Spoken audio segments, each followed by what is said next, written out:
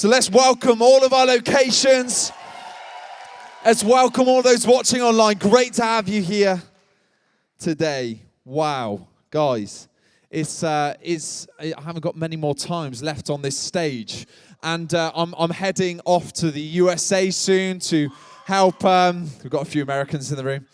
And to go and help Pastor Perry Noble start a church in South Carolina called Second Chance Church, which we're very excited about.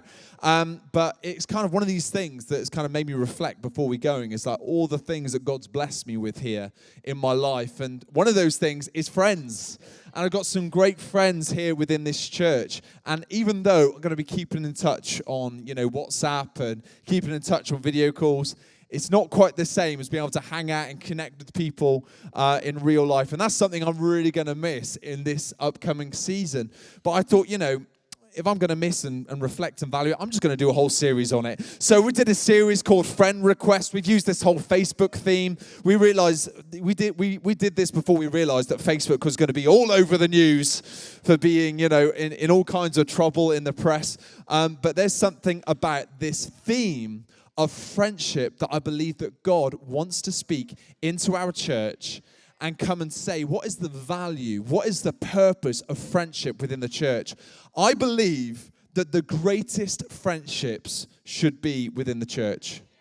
If you have greater friendships outside of the church, there's something wrong there. There's something missing. The greatest friendships that we should be within the church community.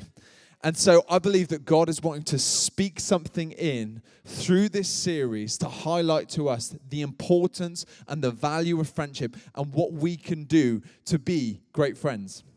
Now, I want to just tell you a little bit about a fear that my wife has. Because my wife, she's not a conventional person. She's not a conventional woman.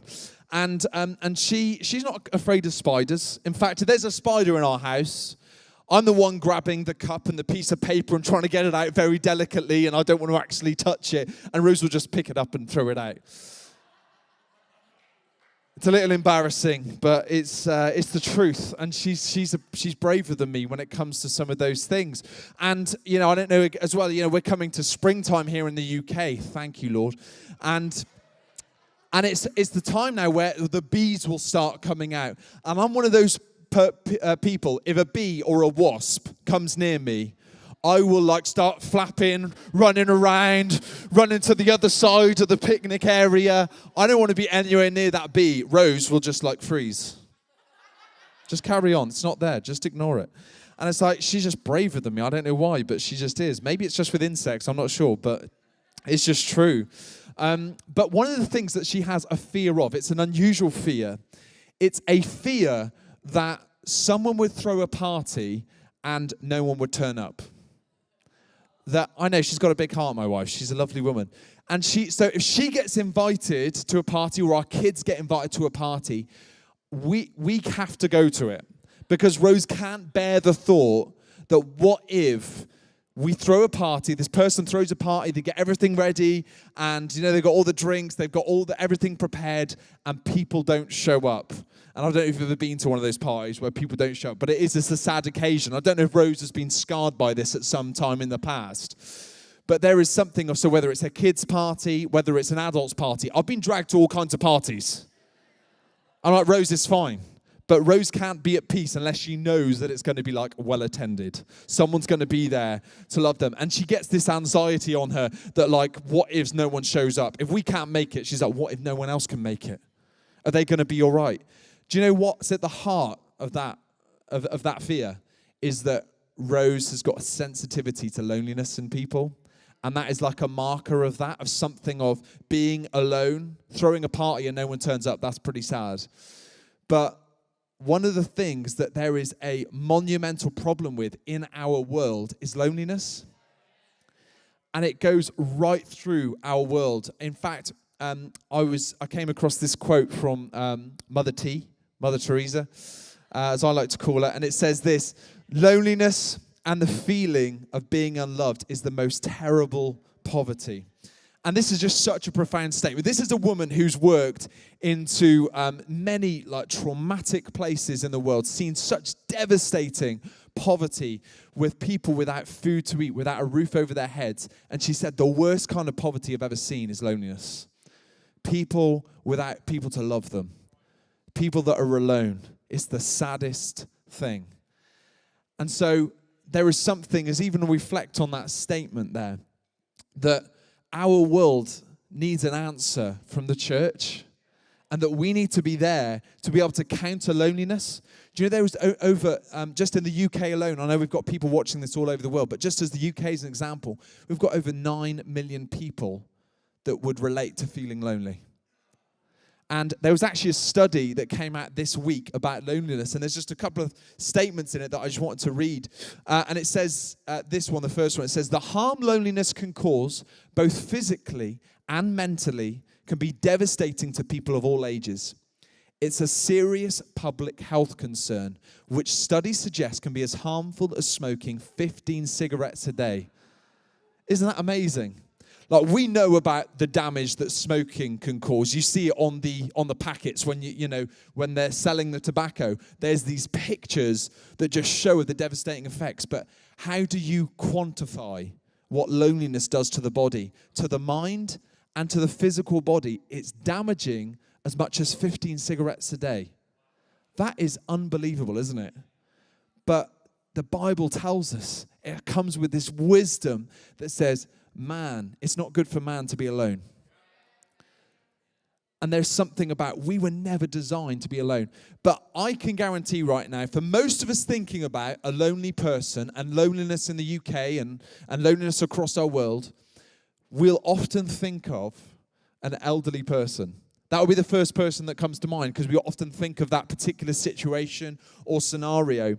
And I came across this other statement in here as well that just counters that, where it says, researchers say that people aged over 75 are 63 times less likely to report loneliness than those aged 16 to 24. So it means that if you're aged 16 to 24, you're 63 times more likely to report loneliness than someone who's over 75.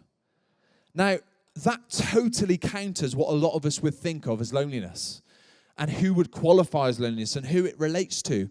And how ironic that in this most connected age that this age group has ever lived in, there's such an issue with loneliness, of people feeling like they cannot connect.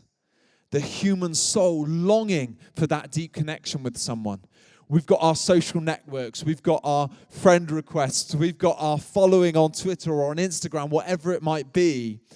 And we're, even this age group, I think of how this age group's often the ones with, at school or at college or university or maybe starting a new job. So surrounded by people in the day, but a huge proportion of people saying, I struggle with loneliness. And the really sad thing is for me as a pastor and someone who's been leading in church is that the church is not exclusive of this. It's not like you can come to church and this is just solved. There's something about the church. We need to be the answer here, but it needs to start in our own house first. Because I'm telling you, there are people within the church and within our own church that would identify with this feeling of being lonely. But I believe that's something that God wants to speak into today. And I think there's something that we can all relate to in loneliness. So maybe it's a moment where you turned up to a party and you don't know anyone else. And you're there and everyone else knows each other and is connected. And you're trying to break in to that group or that community. And it can feel so difficult. And it can feel like there's a clique. I don't know if you've ever been around where you've been in a social setting where there's a clique, where there's a group of people who are only looking inward at each other, and you're on the outside looking in. And I can't stand it when people say, oh, no, I felt it was a bit cliquey in Freedom Church. It kind of grates me and it guts me, because it's like something that we work so hard in this church is to constantly be looking out. But if we're not intentional about that, guess what happens? You end up re-navigating to looking inward again. So we've got to keep consistently, and that's why we'll teach and we'll preach on it, is say keep looking outward, because we need to keep being inclusive and not exclusive. Keep bringing people on the journey with us. But I think we've all been impacted when we've seen loneliness.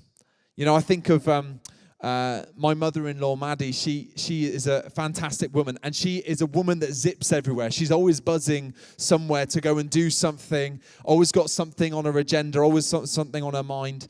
And, you know, she's often like a little whirlwind moving around. And often we would go in the past, we'd go for a lot of Sunday lunches at the farm at my mother-in-law's.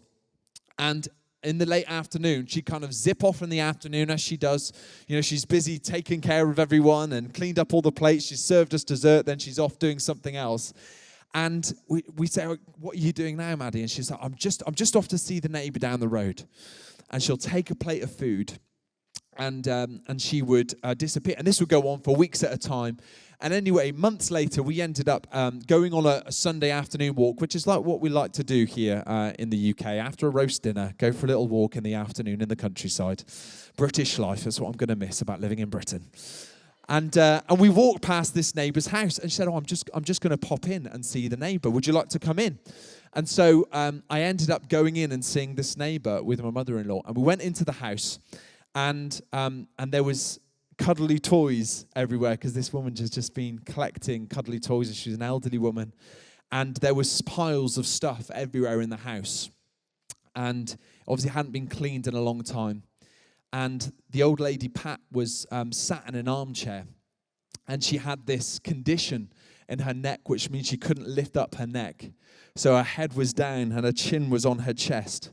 But Maddie sat with her, and she would speak with her, and she'd spend time with her. And she didn't have any family, and no one lived in the area. And what it made me realize is that my mother-in-law, zipping off and doing this every week, was loving on and countering loneliness in this woman's life on a weekly basis, taking her a plate of food from our roast dinner that we'd been having. You know, I better not take that extra roast potato because it's going down to Pat.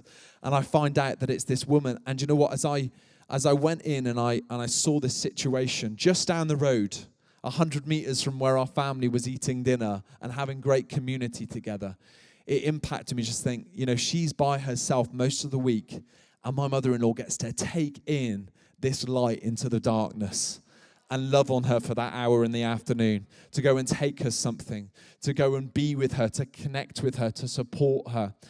And I went out into the roadside, and I just wept at seeing the kind of state of it, and just seeing how this woman was living. And just the reminder of that there's so many people in our world that are in their homes by themselves, and we have to go to them.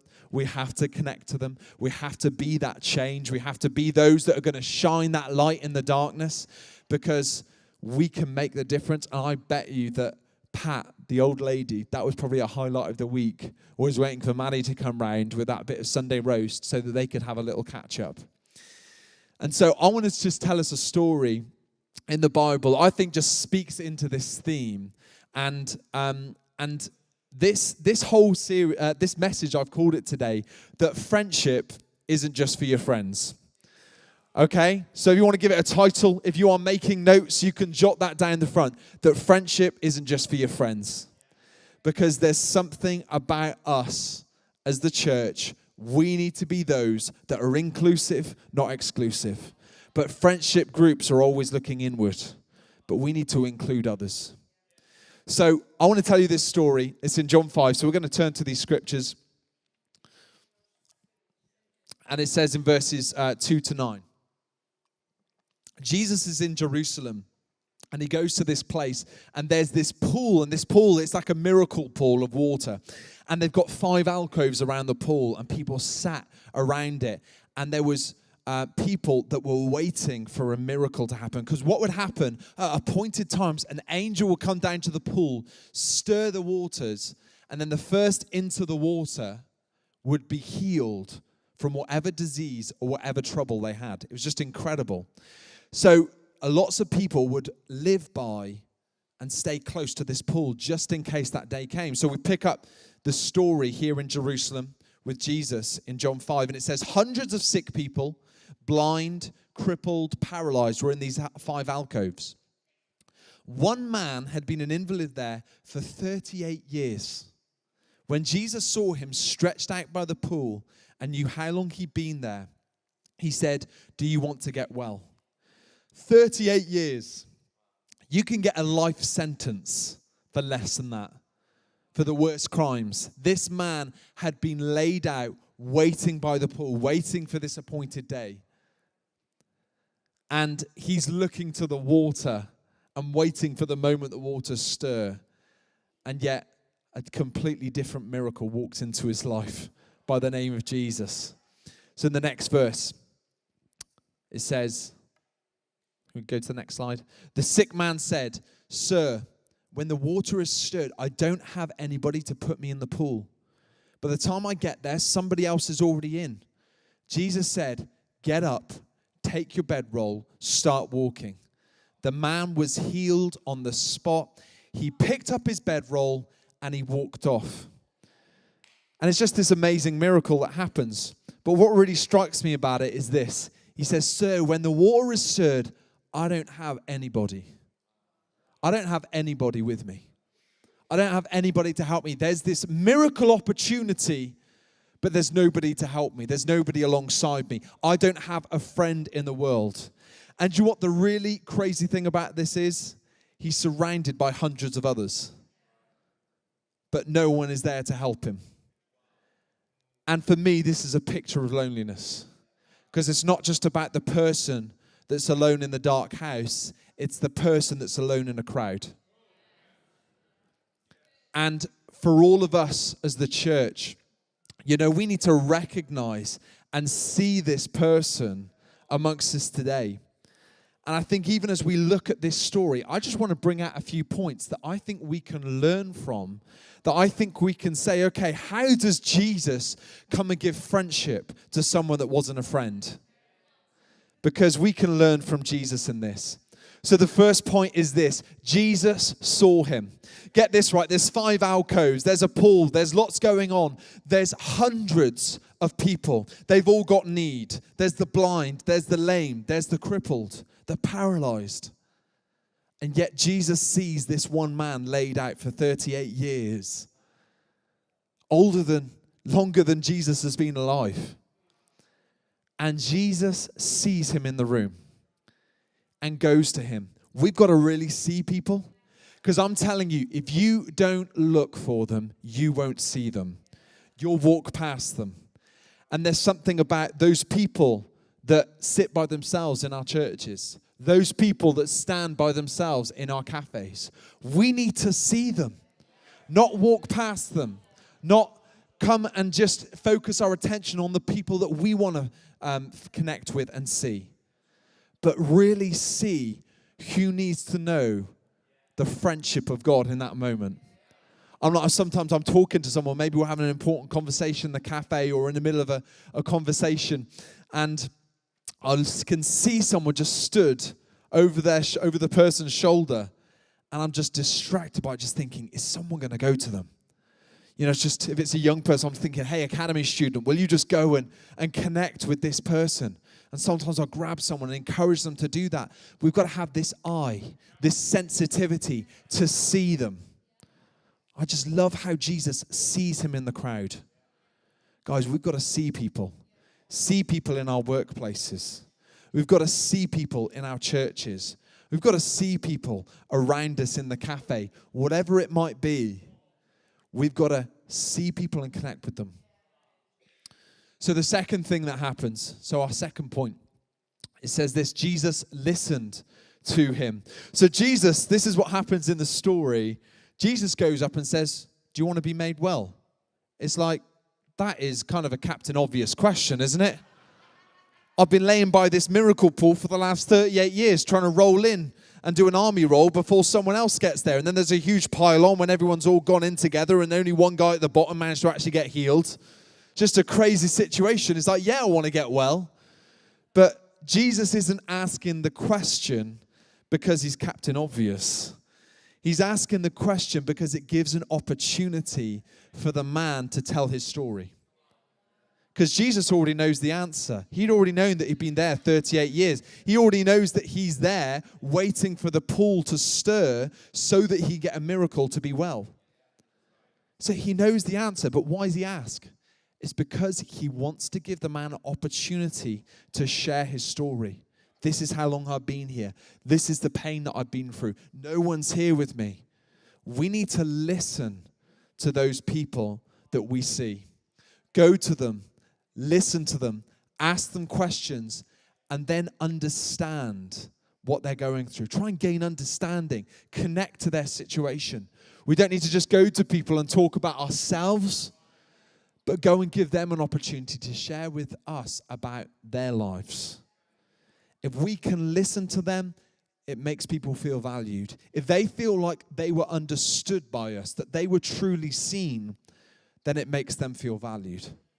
And it's a way that we can give friendship to someone that wasn't a friend. And then next, Jesus served him. So Jesus goes and heals him and serves him in this situation. And even though that's like the most amazing thing that we can do, for someone that we're just connecting with and meeting with, this miracle, what it pictures for me is that we can come and serve someone and bring something into their life, a need. And do you know a way that you can serve someone within our church is that you can invite them to the plans that you have. So one of the things that I know a lot of guys do here in our Hereford campus, a lot of them go to the shack after church and they get pizza and they go and hang out together. And it's like the best thing that you could do on that Sunday is go and reach into that person's life. Hey, maybe they've been here for the first time. Maybe it's their third time, whatever it might be. And say, hey, do you want to come to pizza with us after church? That might be the most important thing you do this week, is just inviting someone to lunch. Hey, you're welcome. Did you know that? You can come along. Maybe they'll say no. Maybe they've got other plans. But giving them the opportunity to come into your life is a way that you can serve them. So you see them, you recognize them, you engage with them, you ask them questions and you listen to them, and then you get an opportunity to serve them. Hey, come along with us. Come and connect with us. Come and hang out with us. Maybe it's inviting them into your home. Just coming back to that opportunity, just invite people into your plans. I remember there was a guy who was coming along to our church, and I reckon he was about 18. He was a really quiet guy. He was coming along for, I reckon, about 6 weeks, and I saw him many times. He came along with his mum, and he was stood, and he was very quiet, didn't know what to say. Maybe he didn't have the confidence or boldness to converse. And he came for about 6 weeks, and then he stopped coming. And I thought, I don't think it was because he didn't like the worship. I don't think it was because he didn't like the word. I think it's because he didn't find any friends here. And so we ended up going somewhere else, and maybe he's not going to church there, I don't know. But we had an opportunity as a church community to connect with him, to invite him into our world, but maybe because we were too busy connecting with our already friends, we missed the opportunity. We didn't see him. We walked past him. And there's something about us taking those opportunities, grabbing them, seeing that our volunteer opportunity doesn't look like a lanyard. Our opportunity to serve in our church looks like coming and connecting people into the community of our church. It's so important, guys. It's so important. You know, we have an Everyone Matters DNA in this church. It's right in the core of who we are as a church. We put it right in the middle. We say everyone matters to us. We're not about cliques. We're not just about certain groups. We're not just about certain age groups. We're about everyone. We care about everyone that comes in here. And one of the description parts of that DNA, it says we're about connecting people into community. And so that looks like all of us taking responsibility to invite someone to dinner, invite someone to our lunch plans, whatever it might be, so that they can get into our world. Maybe we've got a young family and you're a young family. Get that young family over. Get your kids to play together. That will help glue them into this church community. It's so simple. And yet, why don't we do it? Why don't we do it? Now, I told kind of this story of this young lad, but, a flip side of it about giving an opportunity for someone to invite them into community that I can think of also is a guy named Peter who's in our church. And he grew up in our church, but he didn't end up really connecting in and deciding in his teenage years that church really wasn't for him. But one of the things that he did really love was football. And we have a football group here in our church. And so someone invited him along to football. And even though he disconnected from coming to church, someone thought, I'm going to invite this young guy into our community again through coming to play football with us. And Pete was diagnosed with Asperger's, so he really struggles to connect. Well, he used to. He really struggles to connect with people. But that didn't stop someone from reaching into his world and saying, hey, would you come and connect with us and play football? And meeting him where he was at. He ended up coming and playing football. And he played for a good while with us, and then ended up coming back to church again, then deciding to come to do academy, which has just been amazing. And Pete is now on fire for God. It's just amazing what God's done in his life. But I'm telling you that wouldn't have happened if someone hadn't have seen him, heard him, and gone and served him by saying, I want to invite you into our community. Now Pete takes it on himself on a weekly basis to organize football in our church community, where people get the opportunity to come along and play football, maybe people that have just come along and joined our church, or people that are not even in our church yet, so that they get an opportunity to get connected. Because Pete gets the importance of this, that it changed his life because someone gave him an invite. Someone opened up their life. Someone served him through saying, this isn't exclusive, this is inclusive, and you can be a part of it. So now Pete runs it and connects with people and gets non-Christians to come in so that they can know the same connection to the church community, which I just think is amazing. That's how powerfully this can work the other way. Then fourthly, it cost something for Jesus. Jesus pays a cost. Because when Jesus heals this man, it's in Jerusalem, which is where the Pharisees are located. And actually what happens is he's walking off. It's the Sabbath. And so he's walking off with his mat. And he gets caught by the Pharisees. Say, hey, you're not allowed to carry a mat on this day. This is the Sabbath. He said, no, you don't get it. I've been healed. And the guy who healed me told me to carry my mat. It's like, Jesus, he's just causing some trouble. We talked about troublemakers. It's like, okay, I've healed you. Do me this favor. I want you to go and wind up the Pharisees by just walking past them with a mat. Oh, it's going to really wind them up. Come on, get one in there for me. And anyway, they say, who told you to do it? Who was healing you on the Sabbath? And they say, I don't even know. Because Jesus, can you imagine Jesus healed someone in the midst of 200 others that needed healing? He was like, it could get crazy in here. I mean, imagine the pylon that happens when the pool starts stirring. When the man turns up that can heal anyone, it was going to go mad. So he slips away. And so he said, I don't even know who healed me. And so he then sees Jesus later on and goes back to Pharisees and says, it's this man named Jesus. And so the Pharisees then confront Jesus and say, what are you doing healing on the Sabbath? Isn't it amazing that someone got healed today? They're so concerned because of their religious spirit. They start talking about the Sabbath day instead of seeing the miracle that Jesus did. I mean, that's the religious spirit all over. So sad. But it got Jesus into trouble. It cost Jesus something as he was confronted by the Pharisees.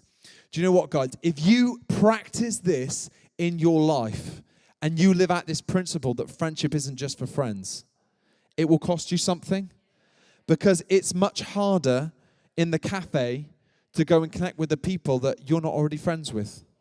It's much harder when you've got someone who maybe they're a little bit awkward. Maybe you don't know how they're going to behave at lunch, to invite them along to your plans with everyone else. because it changes the dynamic. It changes the vibe. You might have been looking forward to hanging out with those friends, and the vibe and the dynamics change because someone new's there. It costs you something. It's going to cost something. But I'm telling you, it's so worth it. It's so worth you breaking out and looking outwardly and connecting with people. But why don't we do that? I think that when I tell that story about Pat earlier, we get stirred up. We want to go and help people like that old lady. When we hear people like this young guy I was talking about who's in our church, and maybe he didn't really gain a friend while he was here, that stirs us up. So why don't we do it? There is a selfishness in us that wants to build friendship with people that serve us.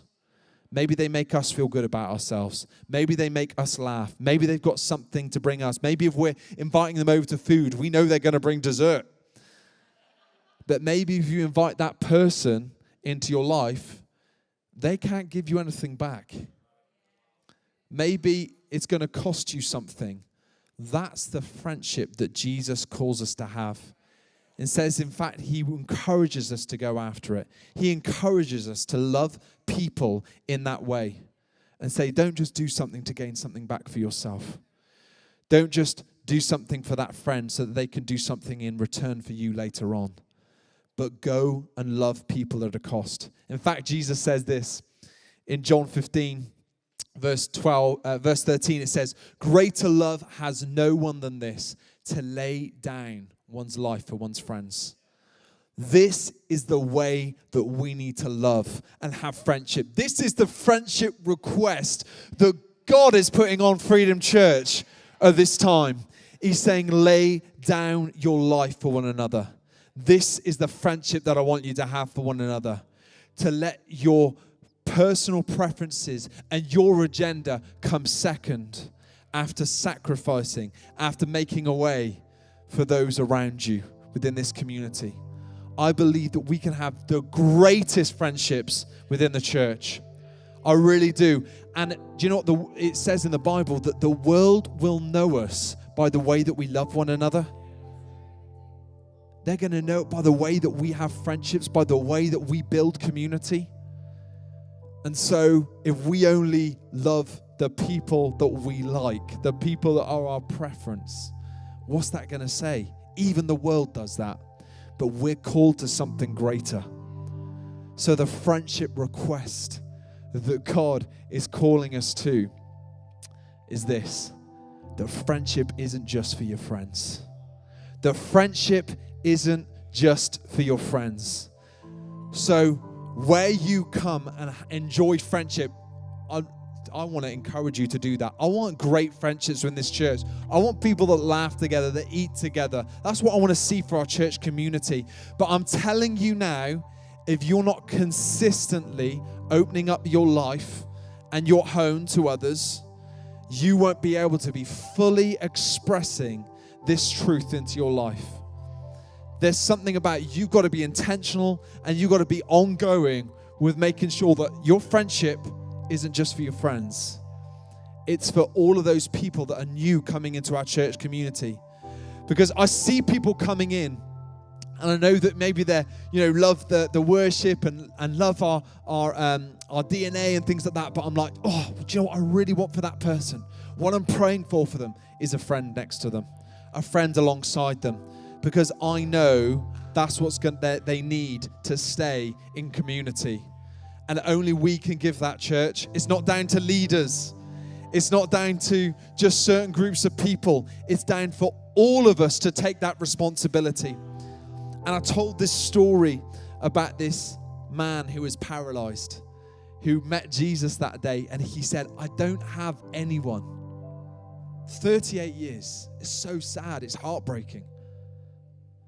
But I want to tell you just another story, which is about a man who was also paralyzed, but he was carried on his mat to Jesus, and there were 4 friends around him, and they pulled him by this mat, and they pull him to where the house is where Jesus is teaching, and they're like, we've got to get him to Jesus because Jesus can heal him. And they get there, and the house is full. You can't even get in through the doors.